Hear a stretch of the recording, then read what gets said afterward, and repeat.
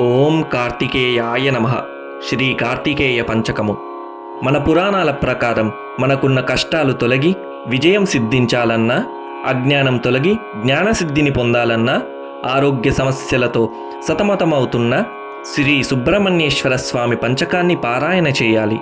ఎవరైతే ఈ పంచకాన్ని పారాయణ చేస్తారో లేదా వింటారో వారికి ఆ కార్తికేయుని అనుగ్రహం కలిగి కోర్కెలు సిద్ధిస్తాయని ఫలశ్రుతి. విమల నిజ పదాబ్జం వేద వేదాంత వేద్యం మమ కుల గురునాథం వాద్యగాన ప్రమోదం రమణ సుగుణజాలం రంగరాడ్భాగినేయం కమలజనుతపాదం కార్తికేయం నమామి.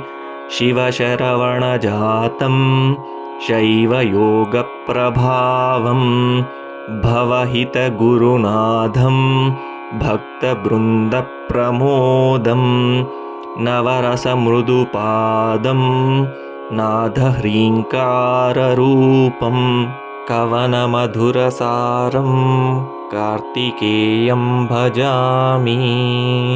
పాకారాతిసుతాముఖాబ్జమధుపం బాలేందుమౌళీశ్వరం లోకానుగ్రహకారణం శివసుతం లోకేశతత్వప్రదం రాకాచంద్రసమానచారువదనం రంభోరువల్లీశ్వరం హ్రీంకారప్రణవస్వరూపలహరీం శ్రీకార్తికేయం భజే. మహాదేవాజ్జాతం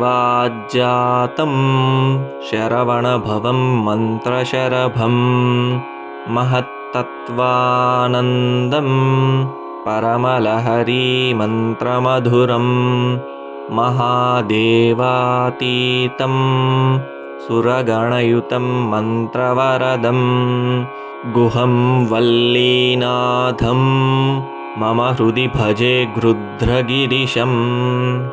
నిత్యాకారం నిఖిలవరదం నిర్మలం బ్రహ్మతత్వం నిత్యం దేవైర్వినుతచరణం నిర్వికల్పాదియోగం నిత్యానందం నిగమవిదితం నిర్గుణం దేవదేవం నిత్యం వందే మమ గురువరం నిర్మమం కార్తికేయం.